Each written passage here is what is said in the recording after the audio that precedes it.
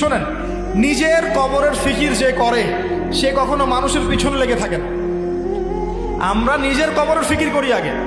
ইয়া আইয়ুহাল্লাযীনা আমানু আলাইকুম আনফুসাকুম লা ইয়াদুররুকুম মান দাল্লা ইন ইহতাদাইতুম। আল্লাহ পাক সূরা মাইদার মধ্যে বলছেন, হে মুমিনগণ, তোমরা নিজেরা নিজেদের নফসের খবর নাও।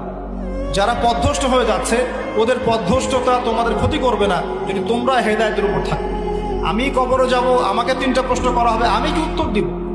আমি কি জান্নাতের সার্টিফিকেট পেয়ে গেছি? আমার পিছনে কি জান্নাতের সিল লাগানো হয়ে গেছে?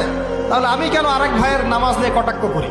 আমি কেন আরেক ভাইয়ের অমুক নিয়ে কটাক্ষ করি, অমুক মাদ্রাসা নিয়ে কটাক্ষ করি, অমুক ব্যক্তিত্বকে নিয়ে কটাক্ষ করি, অমুক আলেমকে নিয়ে কটাক্ষ? কেন আমি করতে যাবো কেন?